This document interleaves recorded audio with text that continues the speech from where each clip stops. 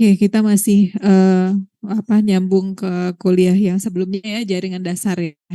Kartilago dan tulang ini masih termasuk golongan jaringan dasar yang ada di tubuh manusia. Di mana dia posisinya, kartilago dan tulang itu termasuk jaringan ikat gitu. Nah, harusnya kalau misalnya kalian udah baca-baca tentang jaringan ikat, kenapa dia dimasukkan sebagai golongan jaringan ikat itu nanti kita bahas ya. Jadi jaringan dasar pada manusia itu kan ada 4 ya, epitel, jaringan ikat, jaringan saraf, dan jaringan otot.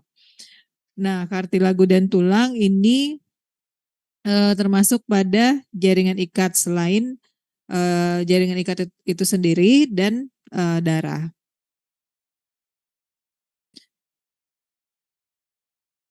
Apa yang akan kita pelajari pada kuliah hari ini? Yang pertama embriologi dari jaringan kartilago dan tulang.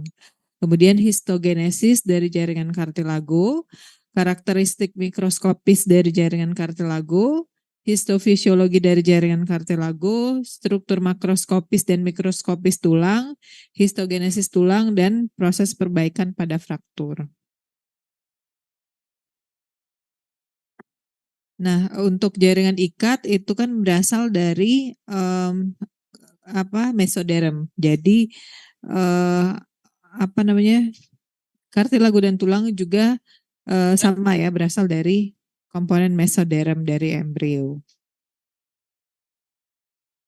Nah, ini sel-sel originnya ya, sel-sel asalnya. Nah, ini mungkin bisa kalian ingat gitu dari mana asal sel-sel dari jaringan ikat.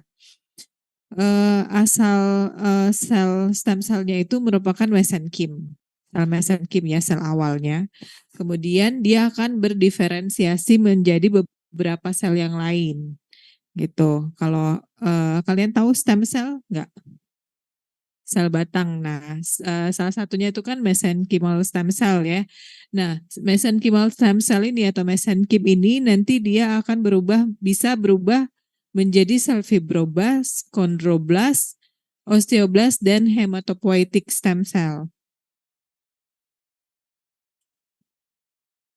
Uh, dari sel fibroblast itu nanti akan berdiferensiasi menjadi fibrosit. Nah, fibrosit ini akan dia berfungsi untuk membentuk serat-serat jaringan ikat seperti kolagen, elastin, sehingga dia membentuk suatu jaringan ikat gitu ya. Jaringan ikat itu nanti ada tipe areolar, adiposa, ada retikular. Itu yang longgar, kemudian yang padat itu ada reguler, irreguler, dan elastis. Kemudian sel mesenkim yang berdiferensiasi menjadi kondroblast, dia akan berubah menjadi kondrosit. Kondrosit apa? Dia membentuk apa?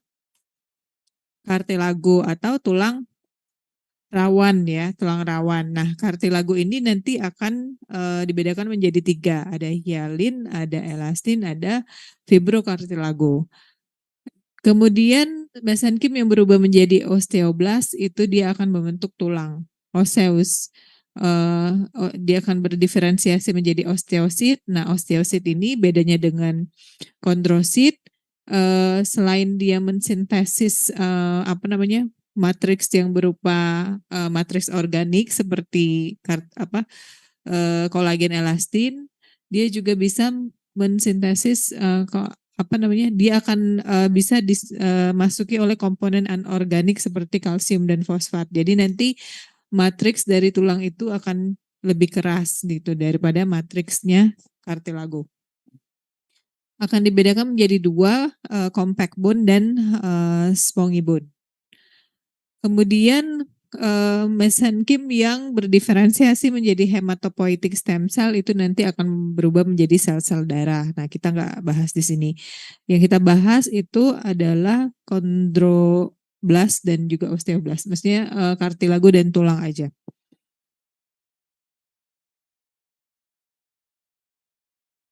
Oke, pertama kartilago dulu ya. Kartilago itu kenapa dia digolongkan sebagai jaringan ikat? jaringan ikat itu ciri-cirinya itu dia memiliki sel utama fibroblast kalau di jaringan ikat yang sesungguhnya ya. Kalau kartilago dia sel utamanya adalah kondrosit. Kemudian dia mempunyai substansi dasar atau ground substance yang menjadi tempat melekatnya serat-serat penyusunnya gitu. Jadi substansi dasarnya kalau di kartilago ada proteoglikan, hyaluronic acid, dan komponen air. Kemudian dia juga memiliki serat, kolagen, dan elastis. Gitu. Jadi di dalam kartilago itu dia ada komponen utama berupa sel, kemudian dia ada serat jaringan ikat bisa kolagen atau elastis, kemudian dia ada substansi dasar.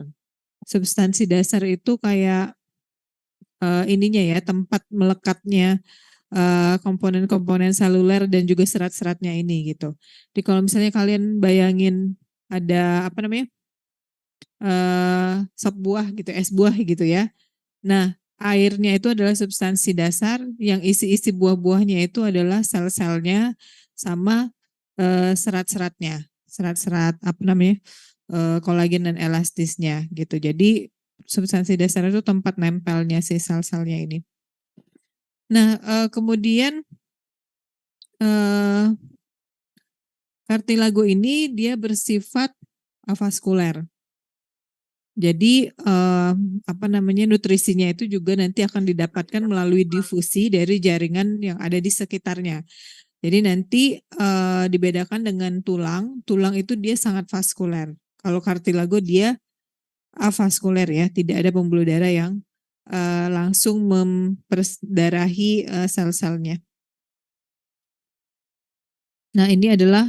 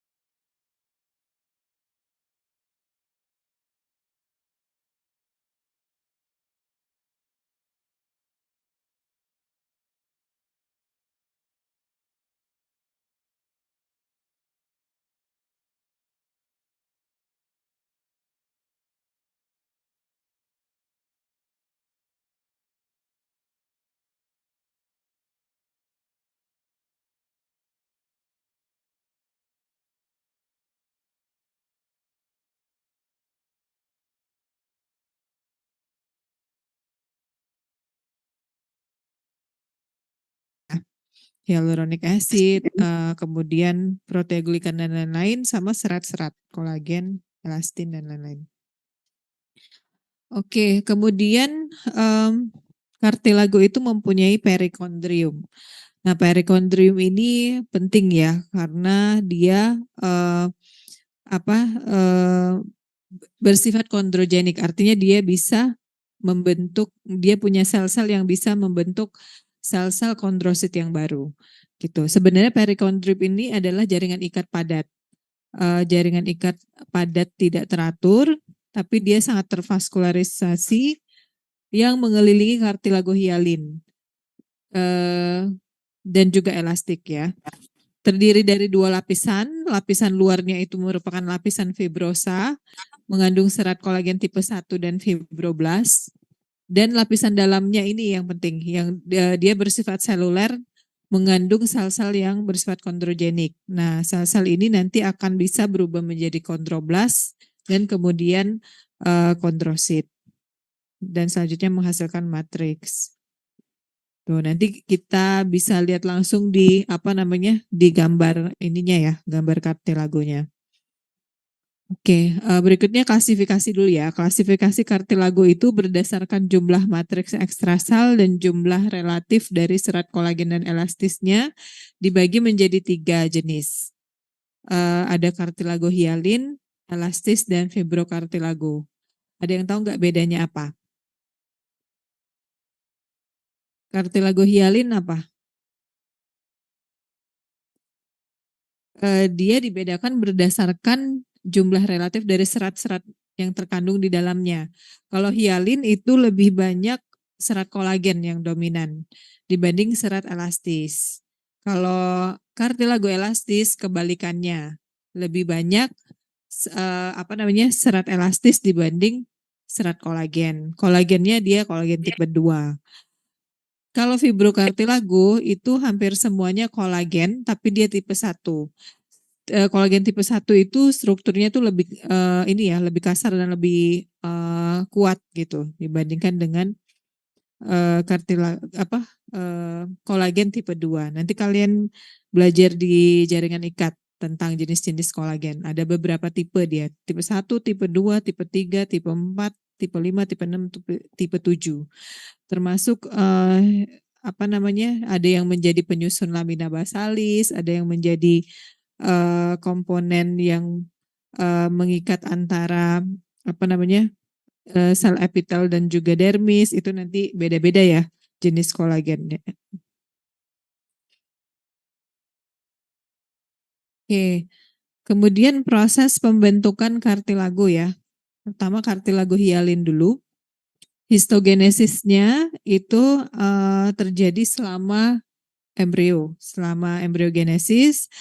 Kan tadi asalnya dari sel mesenkim ya. Sel-sel mesenkim ini dia nanti akan berkumpul, beragregasi, dan nanti dia akan membentuk pusat kondrofikasi namanya.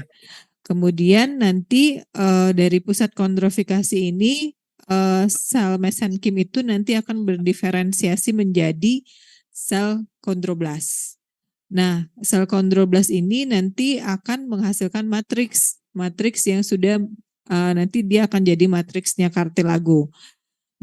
Matriks metakromatik dan kolagen. Kemudian nanti akan sel kondroblasnya nanti akan berdiferensiasi menjadi kondrosit. Kemudian nanti matriksnya makin banyak, kondrositnya nanti akan terbenam di dalam matriksnya. Dia akan masuk ke dalam ruangan yang disebut dengan lakuna. Gitu. Nah, nanti makin lama makin bergabung menjadi satu struktur kartilago. Gitu. Nah, kartilago hialin ini merupakan kartilago yang terbanyak ya di tubuh kita. Dan dia menjadi model untuk sebagian besar tulang. Jadi awalnya tulang-tulang panjang di tubuh kita itu semuanya bentuknya kartilagin. Dia belum berbentuk tulang padat. Nanti setelah lahir baru semuanya menjadi tulang padat, kecuali di di ujung-ujung dari tulang panjang itu gitu ya. Nah, lokasi untuk kartilago hialin untuk dewasa itu biasanya dia ada di permukaan sendi, kemudian di ujung iga, di tulang rawan iga, hidung, laring, trakea, dan bronkus. Gitu ya.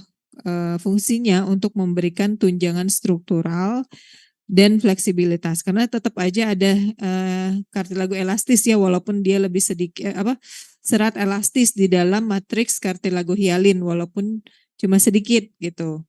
Dominannya memang kolagen tipe 2, tapi dia juga tetap ada serat elastisnya sedikit. Jadi walaupun dia keras, tapi masih agak sedikit fleksibel. Kemudian dia bisa mengalami kalsifikasi karena proses penuaan. Nah, ini biasanya terjadi pada kartilago yang melapisi permukaan sendi. Ada nggak yang neneknya suka ngeluh sakit-sakit tulang, lututnya nyeri gitu ya. Terus kata dokter dia pengapuran. Nah, itu sebenarnya adalah kartilago ini. Kartilago ini karena proses penuaan dia mengalami kalsifikasi. Yang tadinya dia merupakan tulang rawan itu berganti komponennya itu menjadi tulang yang lebih keras gitu. Kemudian ada tambahan proses patologis lain, misalnya ada pembentukan kayak taji-taji tulang ya. Nah, itu menambah nyeri pada waktu pergerakan tulang. Nah, itu jadi itu penyakitnya namanya osteoartritis ya. Nah, patofisiologinya karena penuaan pada kartilago hialin ini.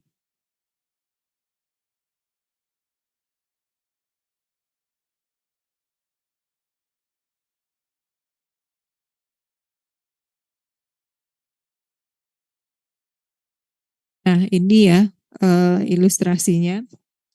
Lokasi-lokasi dari kartilago hialin. Jadi penyusunnya ini adalah ini nih yang melapisi permukaan sendi, ini adalah kartilago hialin. Ini adalah tulang padatnya. Kemudian di tulang rawan iga, kemudian di hidung. Selain itu ada juga di trakea ya.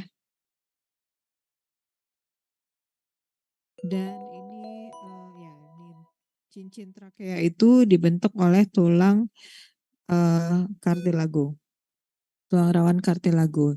Nah, ini strukturnya ya secara histologis kalau kalian lihat ini adalah sel-selnya. Sel-sel dari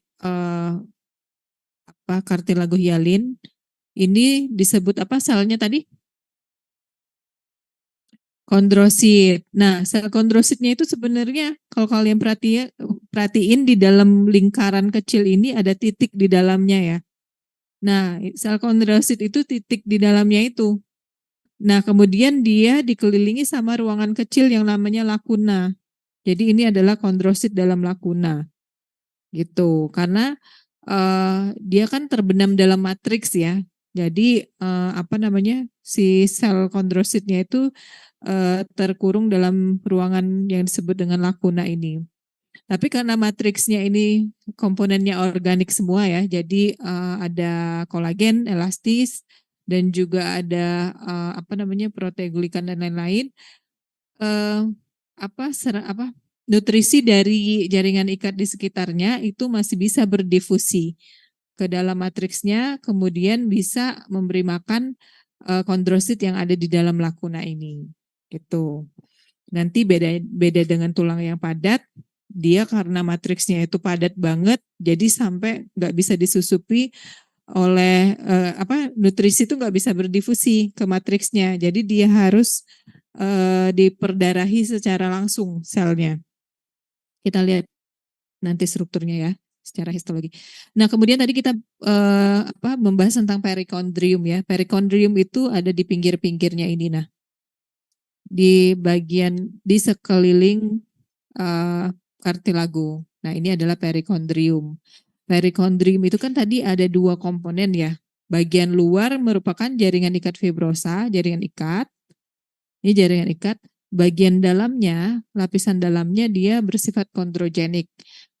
Di dalamnya kalau kita lihat nih ada sel-sel yang intinya gepeng.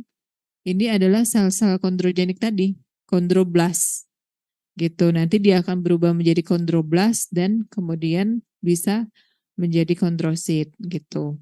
Nah, ini perikondrium ini nanti akan berperan pada waktu pertumbuhan tulang dan juga perbaikan kalau misalnya terjadi cedera gitu. Jadi dia akan menggantikan kondrosit yang mengalami kerusakan tadi gitu. Di sini sel-selnya ini nanti akan menggantikan sel-sel yang sudah lama.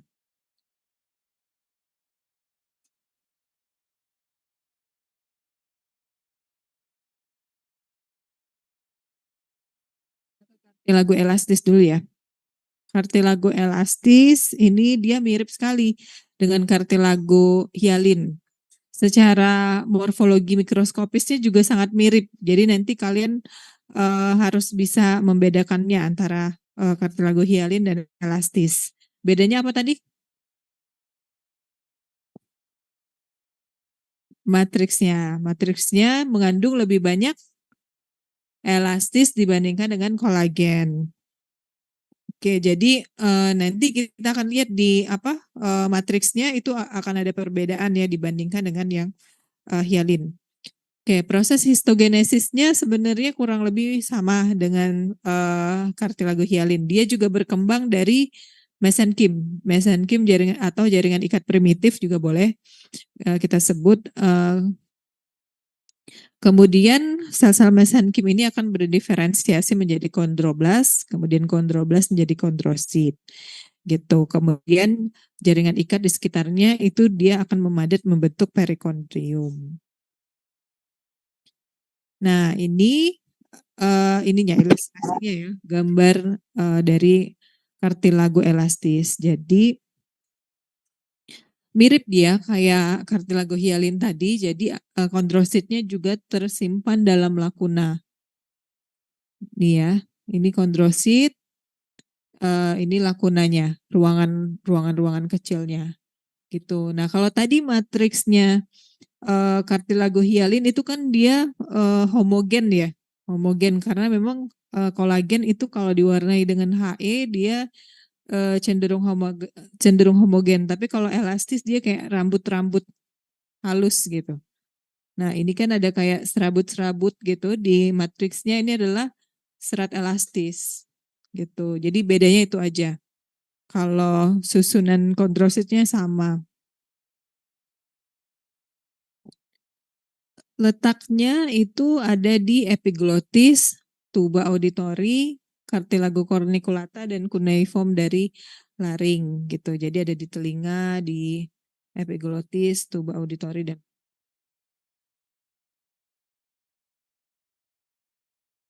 nah ini dia fungsinya memberikan tunjangan struktural dan sangat fleksibel. Matriks dari kartilago elastis ini tidak mengalami kalsifikasi ya seperti kartilago hialin tadi. Dia bisa mempertahankan fleksibilitasnya yang tinggi. Jadi walaupun mengalami penuaan pada usia tua, telinga kita tetap ya kayak gitulah gitu. Dia nggak akan jadi keras gitu ya.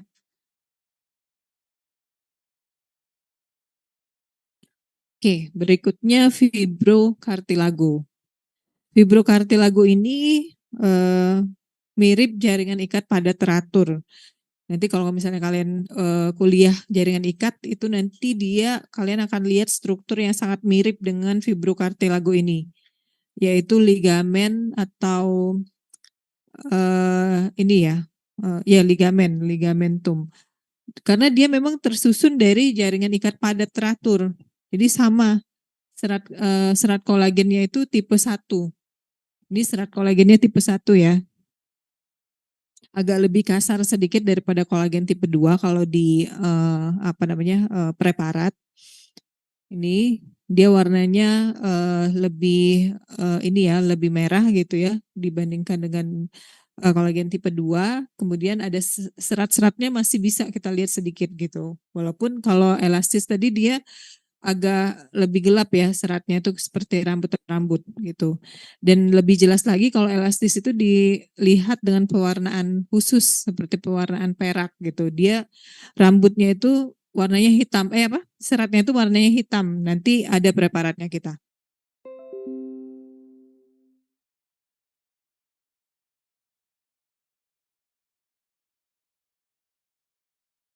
Tuh. Nah, bedanya dengan kartilago hialin dan elastis tadi, kalau kartilago hialin dan elastis, ini hialin ya, kondrositnya itu tersusun berkelompok seperti ini, gitu.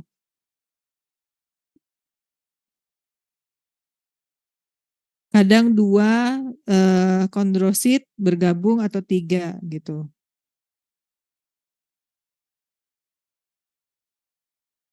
Nah ini ya kondrositnya itu berkumpul menjadi satu. Nah kemudian dia dikelilingi oleh matriks, matriks yang di sekitarnya ini disebut dengan matriks teritorial, kemudian matriks yang ada di antaranya itu matriks interteritorial.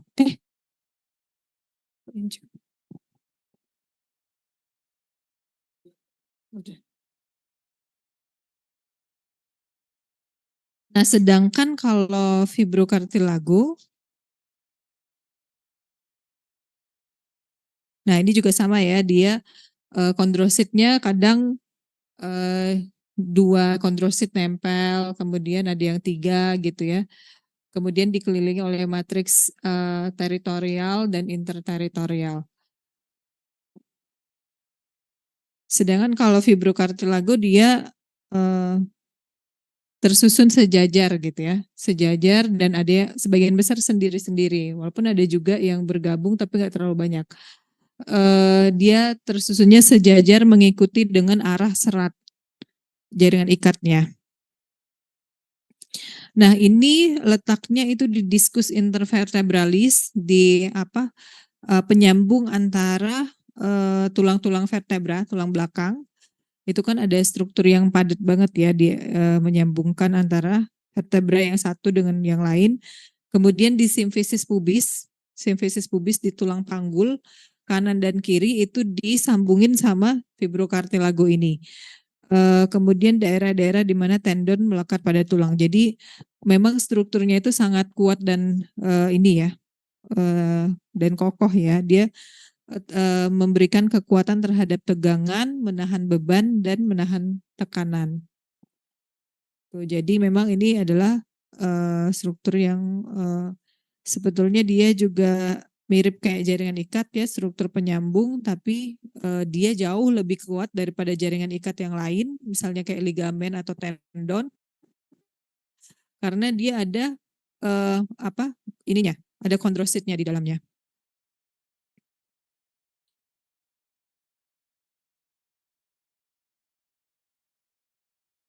Kita bahas pertumbuhan kartilago ya. Proses pertumbuhan kartilago tulang rawan itu ada 2 jenis, ada pertumbuhan aposisional dan juga interstisial.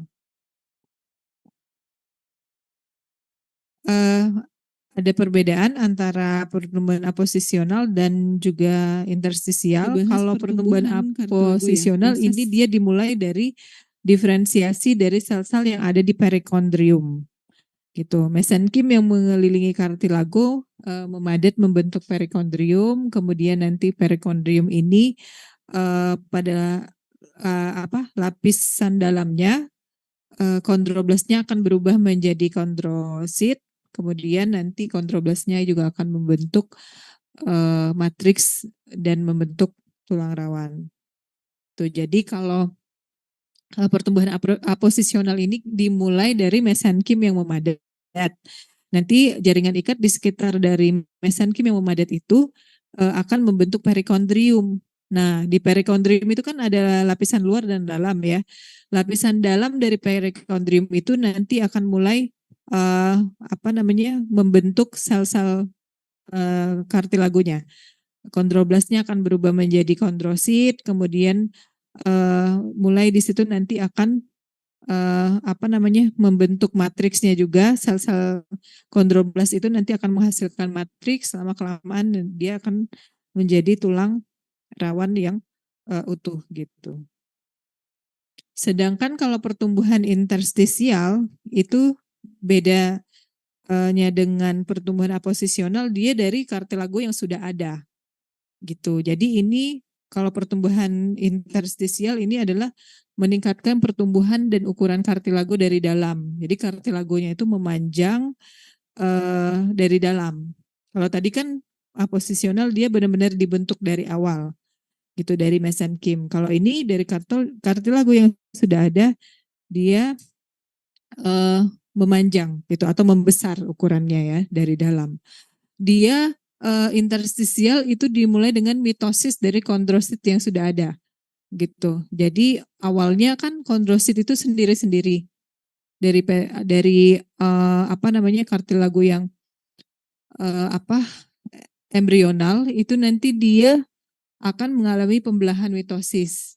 Nah, sel-sel yang tadinya sendiri-sendiri itu dia akan membelah, kemudian nanti akan berkumpul si apa namanya kartilagonya itu tadi, kondrositnya itu tadi, dia akan berkumpul menjadi kelompok isogenik gitu. Jadi kondrosit yang berkumpul dalam kelompok itu disebut sebagai kelompok isogen ya, apa kondrosit dalam kelompok isogen. Biasanya 2 atau ini 3, ada yang bisa 5 gitu. Nah, kemudian dia akan dikelilingi oleh matriks teritorial, matriks yang mengelilingi kelompok isogen ini. Kalau matriks di sekitarnya di antara kelompok-kelompok ini kita sebut sebagai matriks interteritorial. Tuh, jadi ini ya, tahu ya bedanya antara interstisial dan juga aposisional.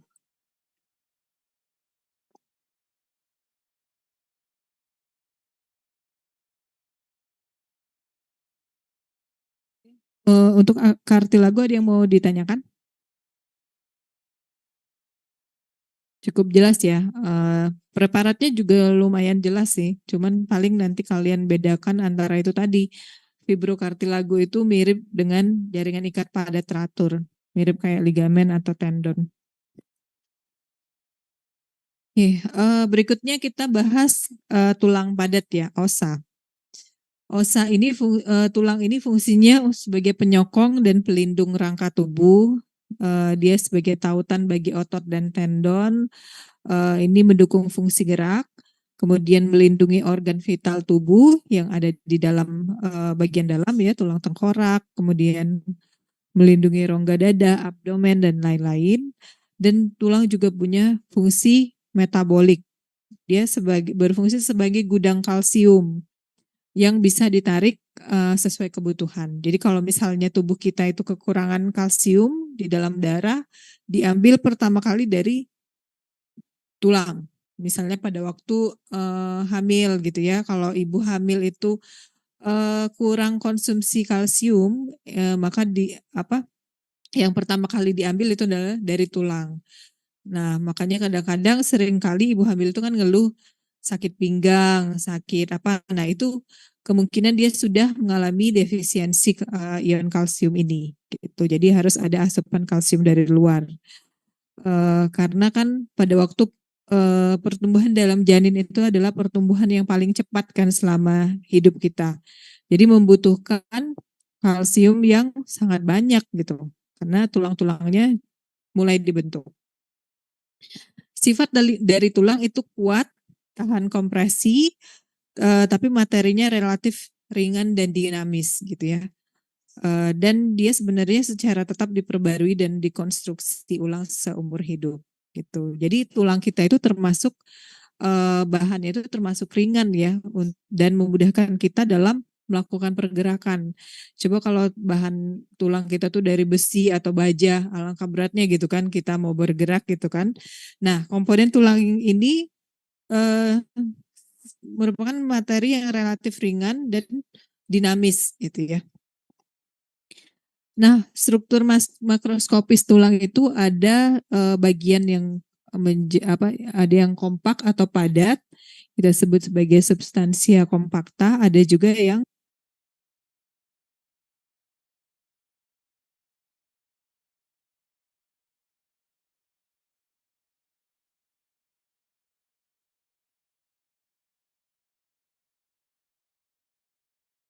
di tulang panjang itu biasanya ada komponen yang padatnya, juga ada komponen yang spongiosanya. Di bagian tengah itu biasanya banyak sekali pembuluh darahnya, gitu ya. Biasanya kita sebut sebagai sumsum tulang di bagian tengah dari tulang itu tempat lewat pembuluh darah, gitu ya. Tadi kan kalau kartilago itu kan dia ini ya avaskuler. Nah kalau tulang dia sangat vaskuler. ada banyak sekali pembuluh darah yang menembus sampai ke ininya ya, sampai ke sel-sel osteositnya.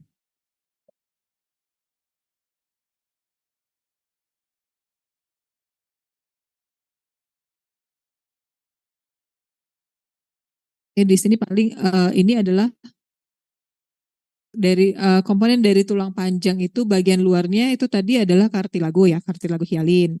Kemudian di bagian paling luar di bawah kartilago itu adalah tulang padat biasanya. Nih tulang kompak. Kemudian di dalamnya itu ada sumsum tulang dan sebelumnya ada tulang spongiosa dulu, baru sumsum tulang. Nah, kita sepakati istilahnya kalau yang kepala kaputnya dari tulang panjang itu adalah epifisis, kemudian bagian yang panjangnya itu kita sebut sebagai diafisis ya.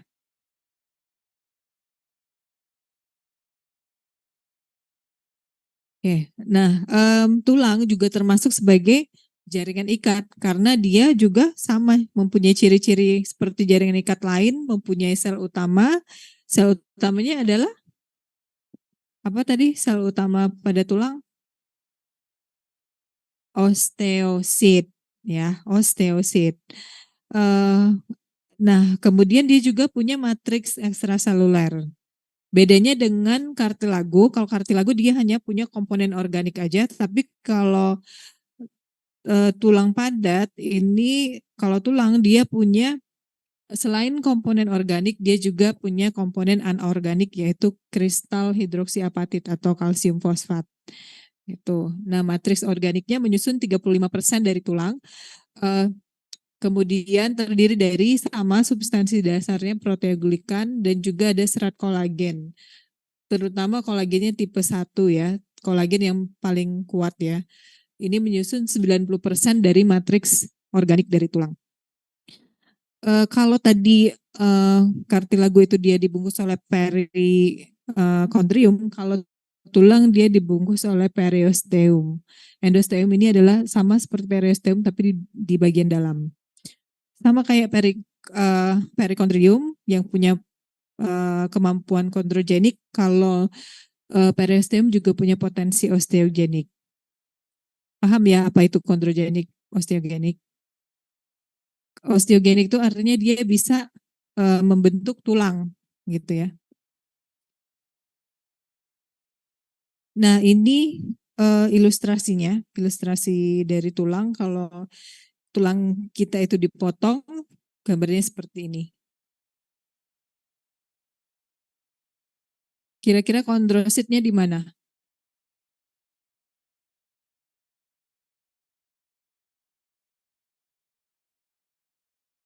Dalam ini ya, yang kayak semut-semut ini sebenarnya dia adalah ruangan lakuna gitu.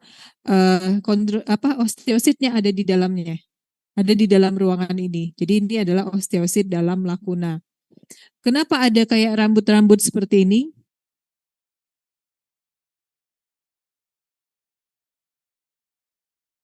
Ada trabekula-trabekula seperti ini.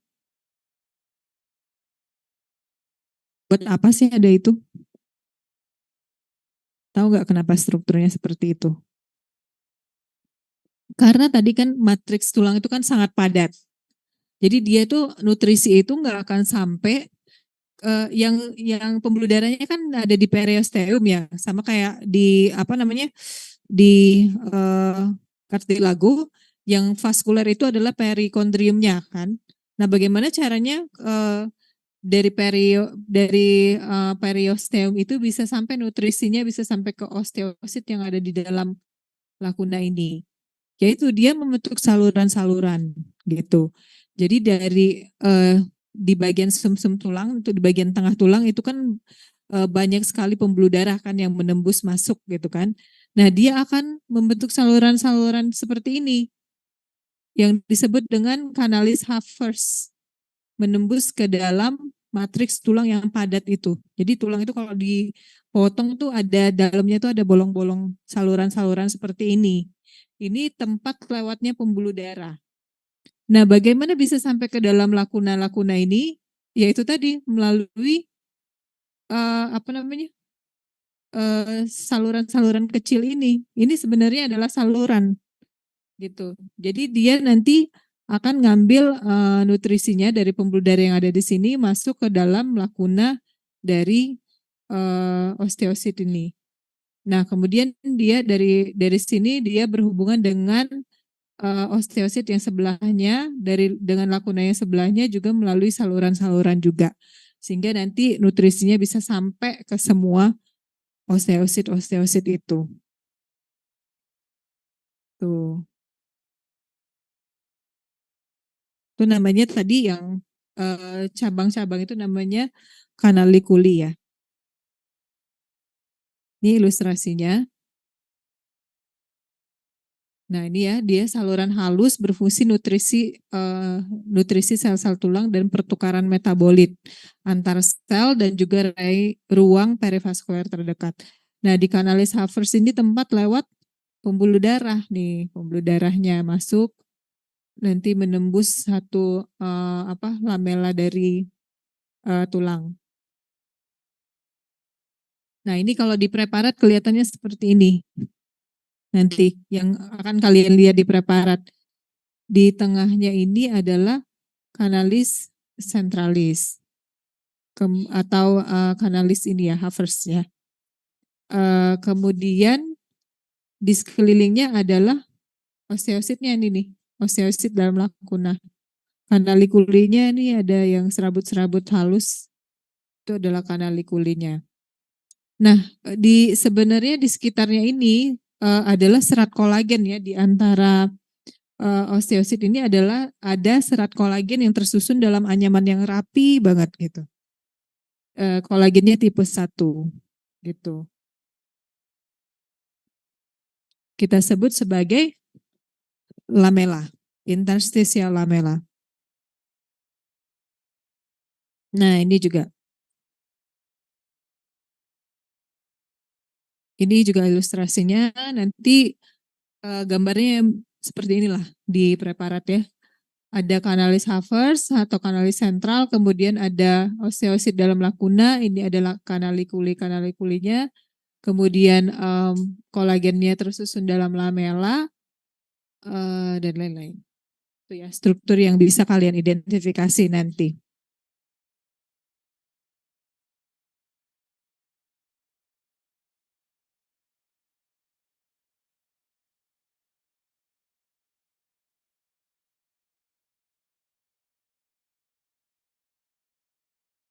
Oke, itu tadi tulang yang padat ya, di bagian paling luar ya. Kemudian di agak ke dalam gitu kan itu, dan juga penyusun tulang-tulang pipi itu dia adalah komponen tulang spongiosa.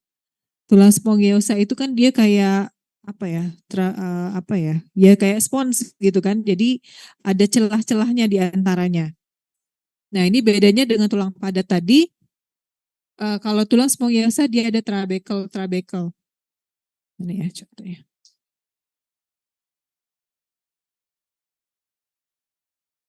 Nah ini kan dalamnya setelah tulang padat itu kan ada bagian yang seperti spons ya, jadi dia kayak ada anyaman gitu ya di dalamnya. Ini kalau dipotong gitu jadinya seperti ini. Nah inilah trabekulanya itu, trabekel tulang. Di antaranya kan itu adalah sumsum tulang. Jadi ini trabekel ini adalah bagian padatnya ya dari tulang spongiosa. Di sini juga bisa kita amati osteosit dalam lakuna. Nah ini ya, ini ada osteositnya dalam lakuna. Nah ini juga gambarnya nggak terlalu jelas. Nanti ada banyak gambar yang lebih jelas. Nah kalau tadi kan periosteum itu ada di paling pinggir ya dari tulang. Nah kalau dia bentuknya trabekel, dia namanya endosteum. Endosteum itu ada di pinggir-pinggir sini.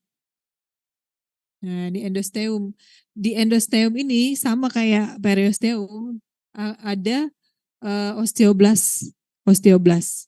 Osteoblas itu kan dia bisa berdiferensiasi, berubah menjadi osteosit. Nah, osteosit itu nanti dia akan bisa menghasilkan matriks tulang. Gitu. Osteosit itu kalau dia udah terletak dalam lakuna kita sebut sebagai osteosit. Tapi kalau dia masih komponen yang belum sel yang belum berdiferensiasi masih berada di endosteum, itu dia merupakan osteoblast. Nah ini ya, mungkin gambar yang lebih jelas, ini osteosit dalam lakuna. Osteoblast itu ada di endosteumnya. Ini osteoblast. Osteoblast ini akan bisa berubah menjadi osteosit. Setelah dia menghasilkan matriks, dia akan terbenam dalam matriks itu, kemudian dia akan sembunyi dalam ruangan yang disebut dengan lakuna. Nah, dia berubah menjadi osteosit. Nah, osteoblast ini dia akan siap berubah menjadi osteosit sebenarnya. Oke, ini osteosit ya dalam lakuna, ini osteoblast. Kemudian ada lagi sel lain di tulang itu osteoklas namanya. Nih, sel osteoprogenitor juga ada di sini ya. Sel osteoprogenitor juga ada di endosteum. Jadi awalnya dia osteoprogenitor dulu, kemudian dia berubah menjadi osteoblast, kemudian menjadi osteosit. Nah, kalau osteoklas dia beda sendiri. Dia berasal dari nenek moyang yang berbeda gitu. Kalau osteosit, osteoblast, kondrosit itu kan osteosit, osteoblast dia berasal dari ini ya, osteoprogenitor. Tapi kalau osteoklas dia berasal dari hematopoietic stem cell, jalur yang paling kanan tadi kalau yang tabel pertama tadi. Dia termasuk karena kenapa? Osteoklas ini dia seperti makrofagnya tulang. Jadi kan biasanya di setiap jaringan itu dia pasti ada sel yang menjadi ininya ya, sel yang menjadi sel imunnya gitu. Nah, kalau di kulit itu ada sel Langerhans, kalau di hepar, di liver itu ada sel Kupffer, kemudian kalau di tulang itu ada osteoklas. Ya. Nah, osteoklas nanti fungsinya dalam remodeling tulang atau proses pertumbuhan tulang juga dia berfungsi penting. Osteoprogenitor adalah populasi sel yang sanggup berproliferasi dan berkembang menjadi kondroblast atau osteoblast. Nah, dalam hal ini kalau dia letaknya di endosteum, dia akan berubah menjadi osteoblast. Itu.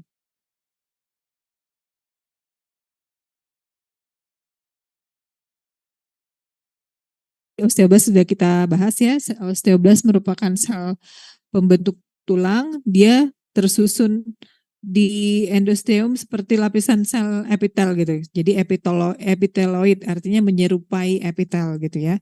Di pinggir dari endosteum. Bisa berbentuk kuboid atau kolumner. Osteoblast ini fungsinya mensekresi matriks tulang, kolagen tipe 1, proteoglikan, osteokalsin, osteonektin, osteopontin, dan lain-lain. Oke. Berperan dalam resorpsi tulang. Pada proses resorpsi tulang, dia akan berfungsi mensekresi enzim yang menghilangkan lapis osteoid, memaparkan matriks bermineral untuk diserang oleh osteoklas. Jadi sebenarnya kalau misalnya di tubuh kita terjadi kekurangan kalsium, itu nanti osteoklas itu akan meresorpsi tulangnya. Osteoklas itu nanti akan menyerap tulang kita itu untuk bisa mengeluarkan kalsium dan dibawa ke dalam darah. Tapi perintahnya itu berasal dari osteoblast gitu. Kalau belum ada perintah dari osteoblast, osteoklasnya dia nggak akan bergerak. Nah, osteosit adalah sel utama dari tulang dewasa. Dia terdapat dalam lakuna ya, bertanggung jawab dalam memelihara matriks tulang. Jadi osteosit itu punya kemampuan untuk menghasilkan matriks juga. Oke, terakhir osteoklas. Osteoklas tadi fungsinya untuk remodeling tulang ya, menghilangkan matriks tulang. Kemudian biasanya diikuti dengan pergantian berupa deposisi tulang baru. Nah, dia multinuklir, bedanya dengan osteoblast tadi dia intinya banyak dan dia berada dalam tempat yang disebut dengan lacuna Howship. Nah, kalau ini kan apa, osteosit dia lakunanya sendiri ya. Kalau osteoklas ini dia multi nukleus, intinya banyak. Dia bersembunyi dalam ruangan yang disebut dengan lacuna Howship yang ada di endosteum itu, nanti dia bikin ruangan juga.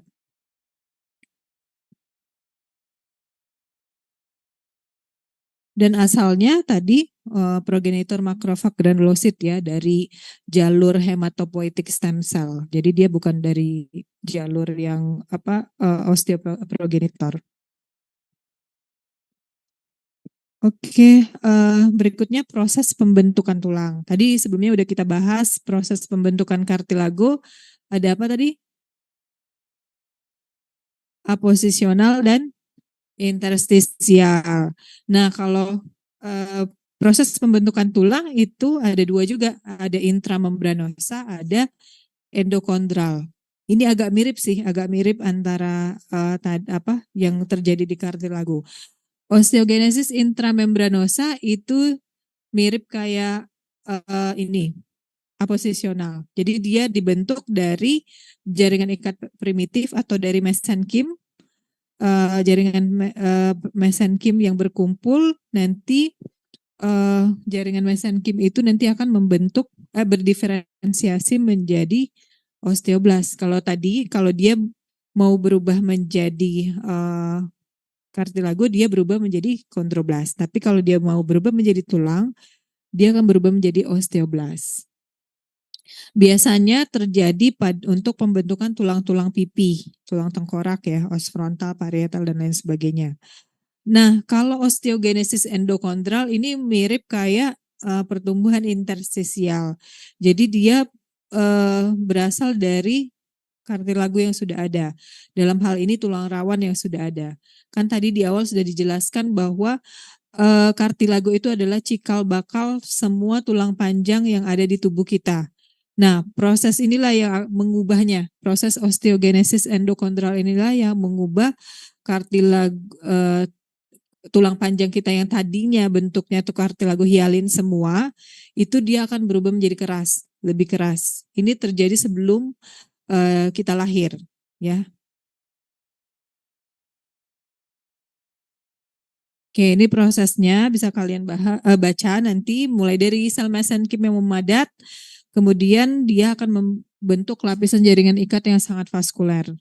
Kemudian dari situ nanti sel-sel mesenkim ini berdiferensiasi menjadi osteoblast.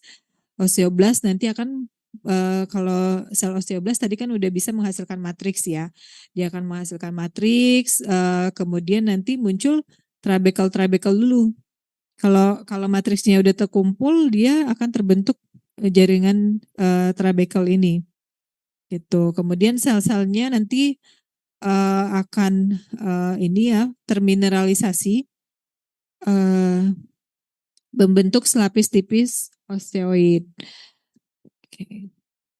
Nah, kemudian nanti kalau matriksnya itu sudah termineralisasi, osteoblastnya akan terperangkap di dalam matriks sehingga dia bersembunyi dalam ruangan yang disebut dengan lacuna. Nah, kemudian dia akan menjadi osteosit.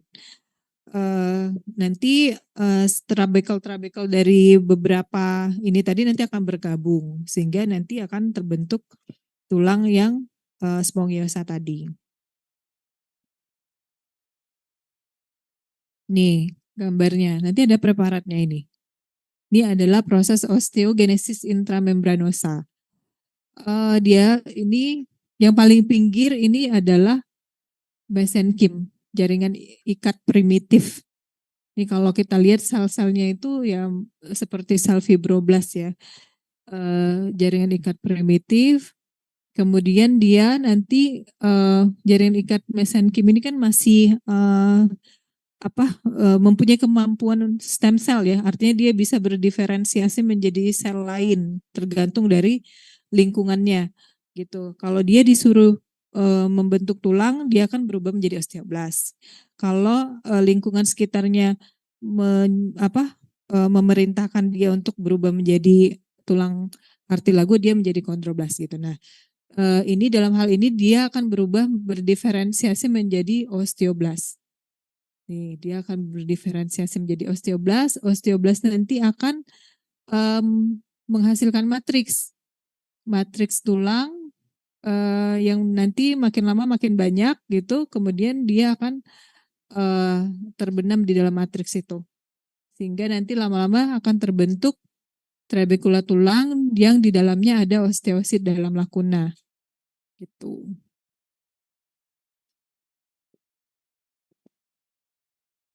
Iya, proses osteogenesis intramembranosa sebagai proses pembentukan tulang spongiosa.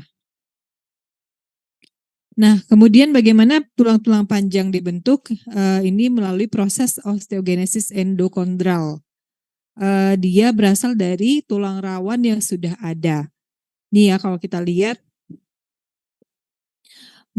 pada waktu embrio berusia 5-6 minggu, dia semuanya biru. Artinya semuanya tulang rawan kartilago hialin. Semuanya kartilago hialin. Baru mulai embrio 6-8 minggu, baru mulai terbentuk pusat penulangan di perikondriumnya, di pinggir-pinggirnya.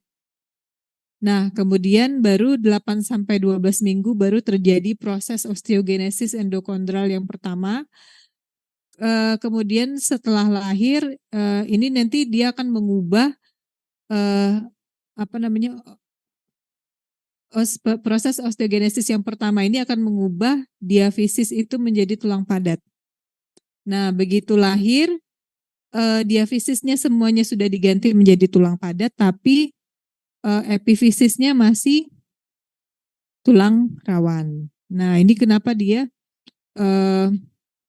pada waktu setelah lahir itu dia nanti akan terus berkembang, akan terjadi proses osteogenesis yang kedua sampai pada waktu prepubertas itu sisanya hanya di ini aja, di lempeng epifisis aja, sisa tulang rawannya. Nah, lempeng epifisis inilah yang menjadi pusat pertumbuhan tulang ke atas gitu ya, memanjang gitu ya, selama masa pubertas sampai dengan dewasa. Kalau sudah dewasa, lempeng epifisisnya sudah menutup, yang tulang rawannya sisanya cuma di permukaannya aja. Ya, kita lihat prosesnya ya. Nah, ini ilustrasinya. Jadi kalian boleh diingetin proses osifikasi primer itu terjadi pada waktu fetus umurnya 8-12 minggu. Kemudian sekunder itu terjadi setelah postnatal, setelah lahir sampai prepubertas.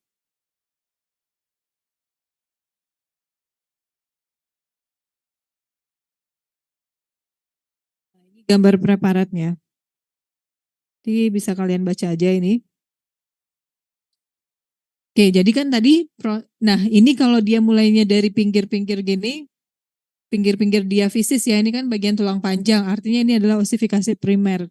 Dia terjadinya di usia 6-8 minggu embrio gitu. Nah, prosesnya itu kita bisa lihat dari sini ya, dari pangkal sampai ke bagian tengahnya, sampai di pusat osifikasinya. Nih kalau kita lihat, ini kan kalau kartilago embrional, itu dia kondrositnya dia dalam lakuna, tapi dia belum berada dalam dia masih sendiri-sendiri letaknya, gitu. Jadi masih tersebar gitu ya.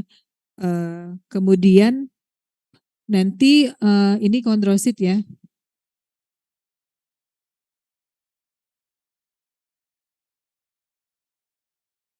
Nah ini aja lebih enak dilihat. Nah kondrositnya masih sendiri-sendiri. Ini kita sebut sebagai zona resting kartilago. Zona resting kartilago. Kemudian di zona berikutnya itu kondrositnya sudah berproliferasi. Dia berproliferasi, kemudian dia akan menyusun diri dalam arah yang sejajar dengan panjang tulang. Itu. Nah, ini adalah zona proliferasi. Kemudian setelah berproliferasi, kondrosit ini akan mengalami hipertrofi. Hipertrofi ini sel-selnya menjadi membesar, ya. Kemudian setelah itu dia akan setelah hipertrofi dia akan mengalami kalsifikasi. Nah, setelah mengalami kalsifikasi, kalsifikasi itu terjadi setelah ini ya, sebenarnya prosesnya itu hampir berbarengan. Nah, kalsifikasi itu terjadi, ini kan periosteum ya, periosteum. Di bagian komponen dalamnya kan itu dia bersifat kondrogenik dan sangat vaskuler. Nah, dia akan membawa pembuluh darah masuk ke dalam matriks dari kartilago tulang rawan ini tadi. Nah, di dalam darah itu kan dia ada kalsium dan fosfat ya. Nah, dari pembuluh darah yang nembus-nembus ke dalam ini, dia akan membawa kalsium dan fosfat sehingga menyebabkan matriks dari tulang ini matriks dari kartilago tadi, yang tadinya matriks kartilago kan dia tidak ada komponen anorganik ya, dia cuma ada kolagen aja kan, kolagen sama proteoglikan dan lain-lain. Nah, karena sudah ada kalsium dan fosfat yang masuk, dia jadi keras matriksnya. Kalau matriksnya jadi keras gimana? Kondrosit yang tadinya sel-sel kondrosit yang tadinya sel-sel di dalamnya itu dapat nutrisinya itu melalui difusi, dia nggak bisa lagi dapat nutrisi kan, sehingga dia setelah mengalami kalsifikasi dia akan mati gitu, mengalami degenerasi itu. Nah, nggak terlalu terlihat kalau di sini dia langsung masuk ke zona osifikasi gitu, atau osifikasi atau ya. Jadi sebenarnya sebelum osifikasi dia kondrositnya apoptosis dulu, mati dulu gitu kan, degenerasi, kemudian baru terjadi osifikasi di mana invasi kapiler beserta sel-sel osteoprogenitor dari periosteum ini mengisi ruang-ruang yang ditinggalkan oleh kondrosit. Jadi mana tadi gambar? Nah,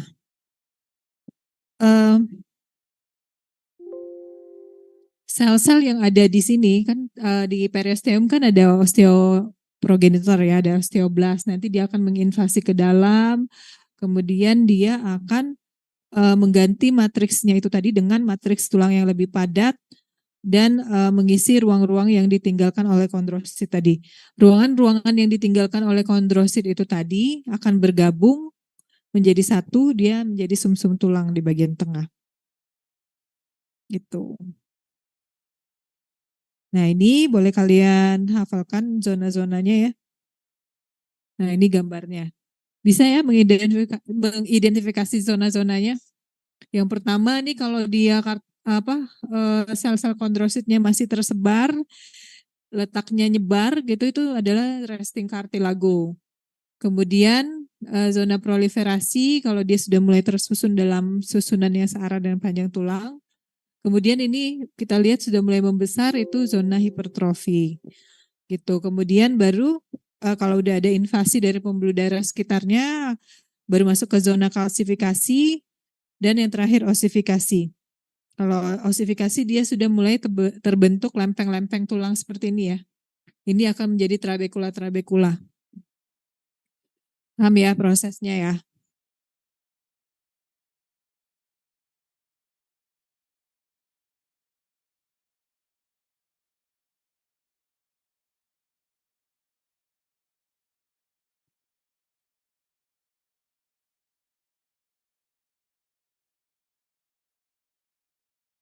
Penjelasan dari yang saya ceritakan boleh dibaca nanti untuk lebih detailnya ya. Oke, itu tadi proses osteogenesis endokondral. Nah, ini sama juga yang terjadi pada waktu sesudah lahir, ini proses penulangan sekunder, osifikasi sekunder itu dia terjadinya di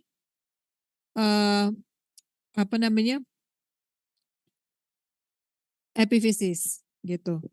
Kalau jadi nanti kalian bisa identifikasi kalau preparatnya itu apa namanya proses acidifikasinya terjadi di diafisis, itu kalian bisa tahu itu diambil dari embrio usia berapa. Kalau dia terjadinya di epifisis, itu kalian bisa identifikasi itu terjadinya di usia embrio berapa.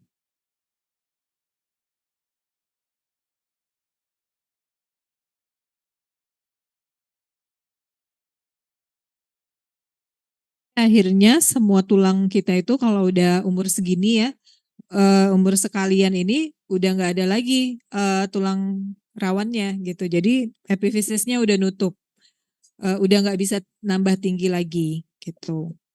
Selama epifisisnya belum nutup, kalian masih bisa nambah tinggi gitu. Nah itu sampai usia pubertas. Tuh.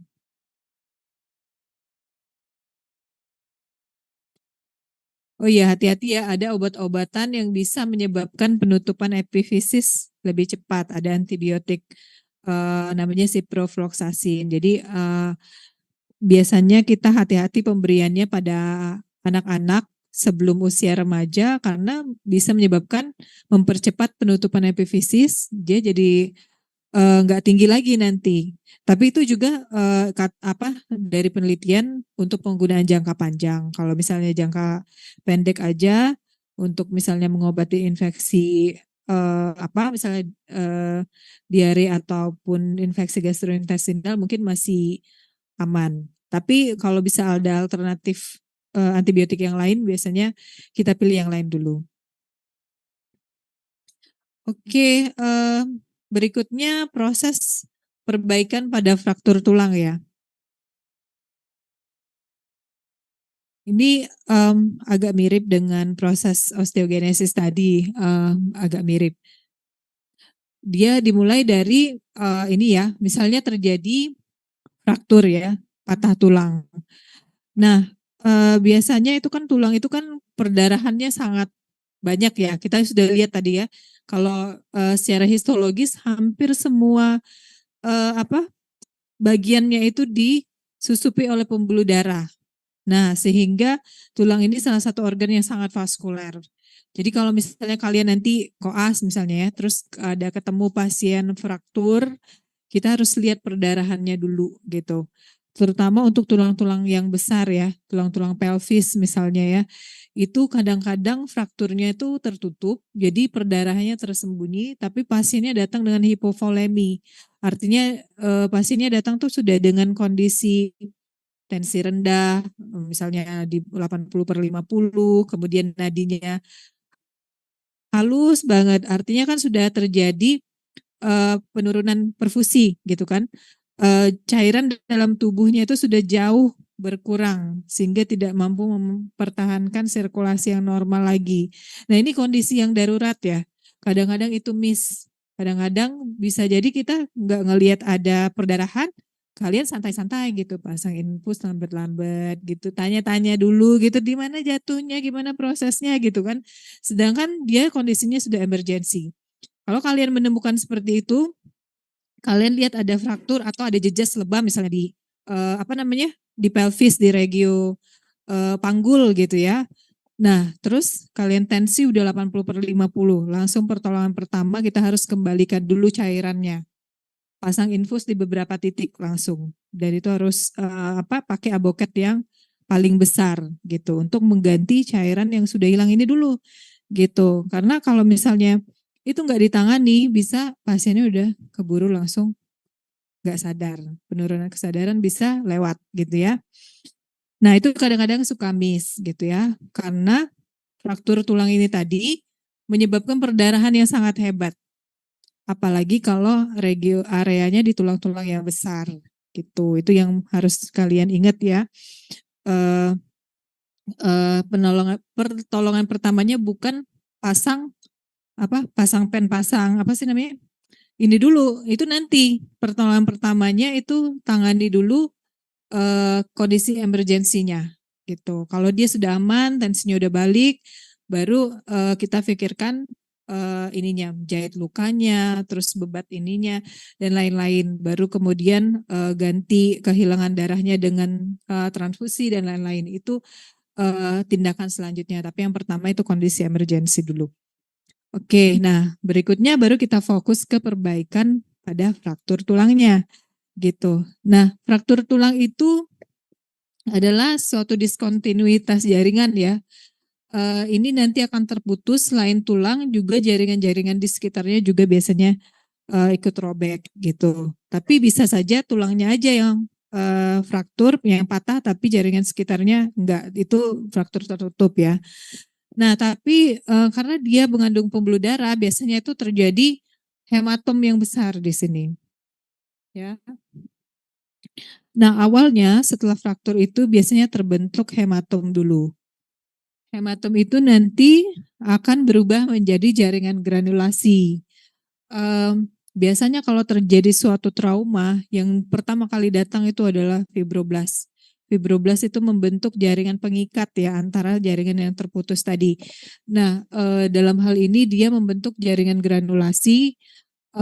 Kemudian jaringan granulasi ini nanti akan memadat dan periosteum ini di sekitarnya akan diaktifkan. Jadi di bagian pinggir dari tulang itu kan tadi ada periosteum. Periosteum tadi kan nyimpen sel-sel yang sifatnya osteogenik ya. Ada osteoprogenitor di situ yang siap berubah menjadi osteoblas. Setelah periosteum diaktifkan, jaringan granulasi tadi nanti akan memadat gitu karena periosteum akan mengaktifkan osteoblas yang ada di situ. Osteoblas akan membentuk matriks tulang gitu ya. Matriks tulang kemudian nanti akan terbentuk kalus tulang. Ini nanti dia akan mengganti jaringan granulasi tadi dengan jaringan yang lebih padat. Oke, nanti kemudian dia akan berubah menjadi kalus fibrocartilaginosa.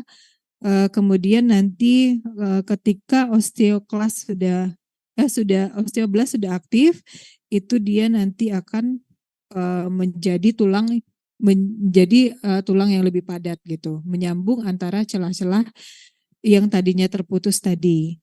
Nah, biasanya proses pembentukan tulang baru itu biasanya dia nggak langsung rapi gitu ya. Langsung licin kembali itu enggak. Jadi biasanya ada lebih-lebih di pinggirnya gitu kan. Di awal-awalnya itu biasanya tulangnya itu masih kayak sambungannya itu masih belum rapi, ada yang menonjol-nonjol gitu. Nah, yang bertugas untuk memulihkan kontur tulang ini menjadi normal kembali itu adalah osteoklas.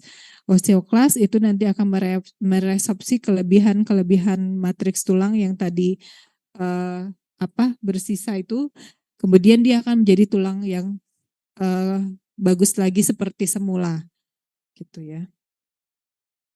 Nah, itu kelebihannya tulang itu dia termasuk organ ataupun jaringan yang bisa beregenerasi menjadi atau kembali seperti semula kalau misalnya terjadi cedera ya. Nah, tugas kita itu hanya memastikan bahwa alignment-nya bagus gitu. Jadi kenapa dipasang bidai atau dipasang pen itu untuk memastikan bahwa tulangnya itu sambungannya rata gitu. Jadi nanti dia nyambungnya bagus gitu. Nah, kadang-kadang kalau misalnya bebatnya sembarangan atau cuman di ini aja bebat itu kan bidai itu kan hanya untuk sementara ya. Kalau misalnya kadang-kadang itu kan dia kan tidak benar-benar terfiksasi, kadang-kadang bisa bergerak dan sebagainya. Kadang-kadang butuh dipasang pen juga dari dalam untuk memastikan bahwa nanti pertumbuhan tulangnya bagus alignment-nya gitu. Karena kalau misalnya dia nyambunginnya itu nggak rata gitu, dia tumbuhnya ya begitulah gitu. Makanya kadang-kadang kalau misalnya di dukun tulang, ya dia tetap nyambung, dia pasti akan nyambung juga gitu kan. Tapi satunya kakinya jadi lebih pendek dibandingkan yang sebelahnya gitu kan, karena itu tadi sambungannya tuh miring gitu kan, gitu. Jadi dia tuh menyambungnya sesuai dengan kita lakukan alignment-nya gitu. Oke, udah selesai untuk kuliah kartilago dan tulang. Sejauh ini ada yang mau ditanyakan? Ya, silakan.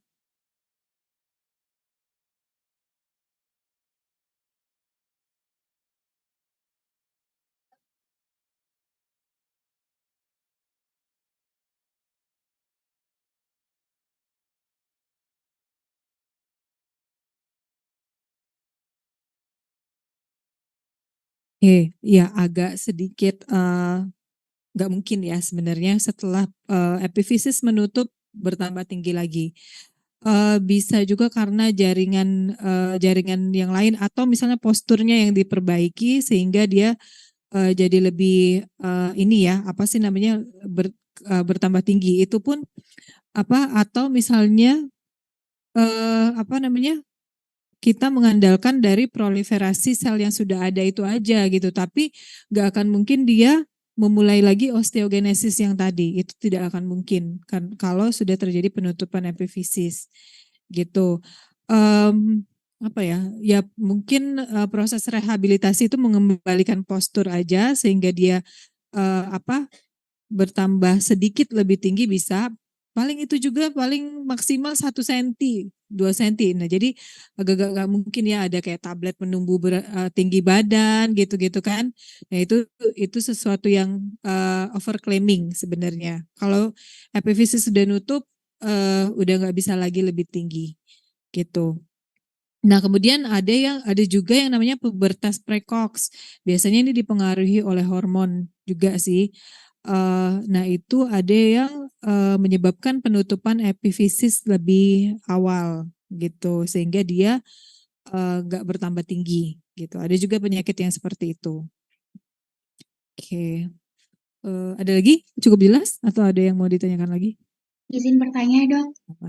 Ada lagi yang mau ditanyakan? Izin bertanya, Dok. Oke, kalau nggak ada, mudah-mudahan kalian paham ya dengan histologi tulang dan juga kartilago, dan nanti kalau kalian sudah masuk ke blok-blok yang lebih klinis, kalian bisa ingat histologi dasarnya gitu ya, ilmu-ilmu dasar ini supaya bisa kalian aplikasikan nanti pada waktu menghadapi ini apa namanya kasus-kasus klinis gitu, karena ini penting. Pengetahuan kedokteran dasar ini harus kalian bawa terus sampai kalian udah jadi dokter bahkan spesialis nanti ya. Oke, mungkin itu aja kuliah hari ini. Terima kasih atas perhatiannya. Demikian, Assalamualaikum warahmatullahi wabarakatuh. Selamat siang.